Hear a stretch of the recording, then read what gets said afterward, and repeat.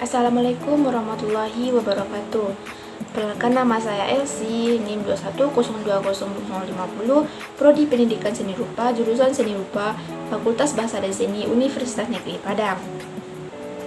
Baiklah, di sini saya akan membahas tentang 7 permasalahan pendidikan di Indonesia, di mana permasalahan yang pertama yaitu kuantitas dan kualitas pendidikan di Indonesia. Kuantitas yaitu masalah yang menyangkut banyak murid yang harus ditampung di dalam sistem. Masalah ini timbul karena calon tidak tertampung di suatu sekolah karena terbatas tampung. Kesempatan memperoleh pendidikan masih terbatas pada tingkat sekolah dasar. Permasalahan ini mencuat terutama di SD pada tahun-tahun lampau. Kualitas pendidikan umumnya dilihat dari hasil output pendidikan itu sendiri. Kriteria untuk hasil ini adalah kadar tercapainya tujuan pendidikan itu sendiri. Kadar tercapainya tujuan ini dapat dilihat dari hierarki tujuan terkecil, yaitu tujuan pembelajaran khusus, indikator pencapaiannya hasilnya belajar, kualitas ketercapaian TKP, atau indikator selanjutnya dapat menggambarkan ketercapaian tujuan pembelajaran umum, TPU atau kompetisi dasar.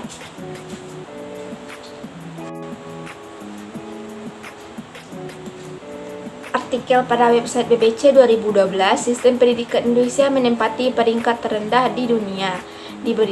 Diberitakan bahwa menurut tabel Liga Global yang diterbitkan oleh firma pendidikan Pearson, ranking ini memadukan hasil tes internasional dan data seperti tingkat kelulusan antara 2006 dan 2010.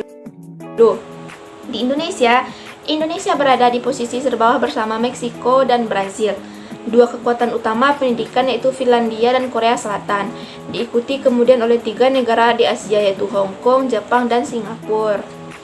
Selanjutnya yaitu permasalahan ketiga yaitu masalah pemerataan pendidikan. Masalah pemerataan pendidikan adalah persoalan bagaimana sistem pendidikan dapat menyediakan kesempatan yang seluas-luasnya kepada seluruh warga negara untuk memperoleh pendidikan, sehingga pendidikan itu menjadi wahana bagi sumber daya manusia untuk menunjang pembangunan. Masalah pemerataan pendidikan timbul apabila masih banyak warga negara, khususnya anak usia sekolah, yang tidak dapat ditampung di dalam sistem atau lembaga pendidikan karena kurangnya fasilitas pendidikan yang tersedia. Ketimpangan pemerataan pendidikan ini terlihat jika dibandingkan dengan daerah pusat atau pemerintahan yang akses pendidikannya cenderung merata. Bahkan di pusat pemerintahan ada warga usia sekolah yang tidak mengenyam pendidikan. Salah satu contohnya adalah siswa sekolah dasar tidak bekerja untuk mencari uang di jalanan, seperti pergi ke sekolah dan menyanyi.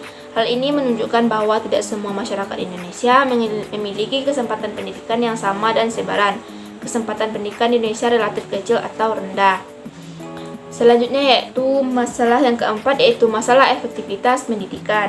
Masalah efektivitas pendidikan berkenaan dengan rasio antara tujuan pendidikan dengan hasil pendidikan, yang artinya sejauh mana tingkat kesesuaian antara apa yang diharapkan dengan apa yang dihasilkan, baik dalam kuantitas maupun kualitas. Pendidikan merupakan proses yang bersifat teologis, yaitu diarahkan pada tujuan tertentu, yaitu berupa kualifikasi ideal. Jika peserta didik telah menyelesaikan pendidikannya namun belum menunjukkan kemampuan dan karakteristik sesuai dengan kualifikasi yang diharapkan, berarti adalah masalah efektivitas pendidikan. Selanjutnya yaitu masalah yang kelima yaitu efisiensi pendidikan. Masalah efisiensi pendidikan ini berkenaan dengan proses pengubahan atau transformasi masukan produk raw input dan menjadi produk atau output. Salah satu cara menentukan mutu transformasi pendidikan adalah dengan menghitung besar kecilnya penghamburan pendidikan. Dalam arti menghitung jumlah murid atau mahasiswa atau peserta didik yang putus sekolah, mengulang atau selesai tidak tepat waktu. Jika peserta didik sebenarnya memiliki potensi yang memadai tetapi mereka tidak naik kelas, putus sekolah, tidak lulus, berarti ada masalah efisiensi pendidikan. Masalahnya ada para siswa yang sebenarnya berpotensi tetapi putus kuliah dan gagal menyelesaikan pendidikannya pada waktu yang tepat. Di mana masalah terakhir yaitu masalah mutu pendidikan. Mutu pendidikan di Indonesia masihlah tertinggal jauh jika dibanding dengan mutu pendidikan negara lain. Seperti yang kita ketahui, pendidikan di Indonesia terkesan buruk di Indonesia. Mutu pendidikan di desa tidak sebanding dengan mutu pendidikan di kota. Mutu pendidikan di desa atau daerah tertinggal masih jauh dari kata baik mengenai kualitasnya. Masih banyak sarana dan prasarana yang kurang memadai serta tenaga pengajar yang tidak kompeten dan jumlah yang lebih sedikit dibanding di kota. Mulai saat ini, permasalahan mutuan pendidikan di Indonesia harus mulai dijadikan solusinya. Selanjutnya yaitu faktor-faktor yang menyebabkan terjadinya permasalahan pendidikan. Di mana faktor yang pertama yaitu faktor iptek. Faktor pertama pendukung permasalahan adalah soal iptek atau ilmu pengetahuan dan teknologi. Kurang siapnya menerima perubahan zaman akan membuat perubahan mental negeri. Negara Indonesia saat ini dihadapkan dengan tantangan dunia global. Selanjutnya, faktor yang kedua yaitu faktor laju pertumbuhan penduduk. Laju pertumbuhan penduduk saat ini berjalan cukup besar dan berpengaruh dalam pemerataan. Ada daerah yang sangat ramai seperti Jakarta dan kota besar lainnya. Semakin banyaknya jumlah penduduk, maka semakin banyak pula membutuhkan sekolah-sekolah. Jika kapasitas sekolah sudah tidak cukup menampungnya, maka banyak peserta didik tidak mendapatkan pendidikan yang layak, bahkan tidak melanjutkannya ke jenjang yang lebih tinggi. Jika begitu, Indonesia akan kesusahan dalam persaingan global. Namun jika kapasitas sekolah dipaksakan, yang terjadi adalah ketidakseimbangan antara peserta didik dengan jumlah tenaga pengajar. Hal tersebut akan berakibat kurang efektifnya proses belajar mengajar yang seharusnya bisa berlangsung nyaman. Selanjutnya yaitu faktor permasalahan yang ketiga yaitu faktor permasalahan pembelajaran. Proses pembelajaran mengajar yang dilakukan siswa dan guru di sekolah dari dulu sampai saat ini hampir sama saja dan belum banyak perubahan, di mana sosok pendidik sebagai seseorang yang sudah tahu. Proses belajar mengajar tersebut hanya akan membuat peserta didik merasa jenuh. Jika sudah merasa jenuh, maka suasana belajar dan proses belajar mengajar tidak terasa menarik dan membosankan. Selanjutnya yaitu faktor yang keempat yaitu kurangnya guru yang terlatih.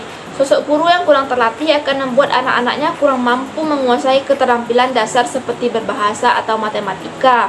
Kurangnya tenaga pengajar yang terlatih dialami sebagian besar negara di dunia. Beberapa negara maju bahkan memberikan standarisasi yang cukup tinggi kepada setiap calon guru. Standarisasi itu juga menuntut guru secara aktif mengembangkan potensi anak didik. Dengan begitu, proses belajar mengajar akan terasa lebih menyenangkan.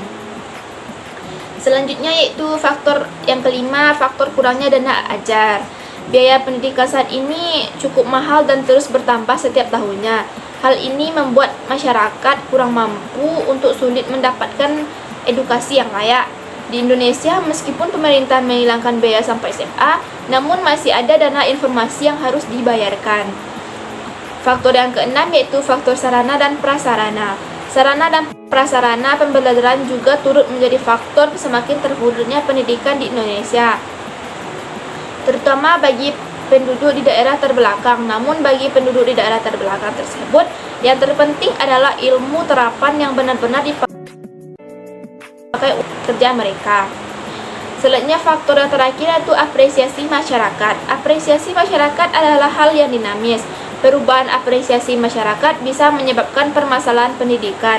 Apresiasi masyarakat terhadap pendidikan semakin tinggi. Bagi masyarakat ini, saat ini semakin tinggi tingkat pendidikan akan semakin sukses nantinya. Hal ini membuat jenjang pendidikan tinggi semakin diminati, padahal perguruan tinggi di Indonesia masih terbatas. Selanjutnya yaitu upaya untuk mengatasi permasalahan pendidikan. Upaya yang pertama yaitu pembaruan landasan yuridis, di mana suatu pembaruan yang sangat mendasar ialah pembaruan yang tertuju pada landasan yuridisnya, karena pembaruan landasan yuridisnya berhubungan dengan hal-hal yang bersifat mendasar atau fundamental yang bersifat prinsipal, karena landasan yuridis itu mendasari semua kegiatan pelaksanaan pendidikan yang mengenai hal-hal yang penting seperti komponen struktur pendidikannya, kurikulum, pengelolaan, pengawasan, dan ketenagaan. Selanjutnya upaya yang kedua pembaruan kurikulum. Adanya dua faktor pengendali yang menentukan arah pembaruan kurikulum, yaitu sifat mempertahankan dan mengubah, termasuk yang pertama ialah landasan filosofis, yaitu filsafat bangsa Indonesia, yaitu Pancasila dan Undang-Undang Dasar 1945, dan landasan historis. Mencakup unsur-unsur yang dari dulu hingga sekarang menguasai hajat hidup orang banyak. Sedangkan faktor pengendali yang kedua yaitu bersifat mengubah ialah landasan sosial berupa kekuatan-kekuatan sosial di masyarakat, dan landasan psikologis yaitu cara peserta di dalam baru yang menopangnya.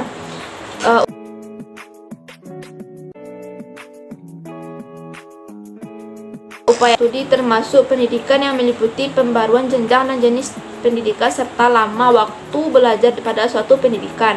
Sehubungan dengan upaya peningkatan kualitas dan penyiapan tenaga yang lebih baik, pemerintahan dengan melalui Undang-Undang Republik Indonesia Nomor 2 Tahun 1989 telah mengubah pendidikan dasar 6 tahun menjadi 9 tahun.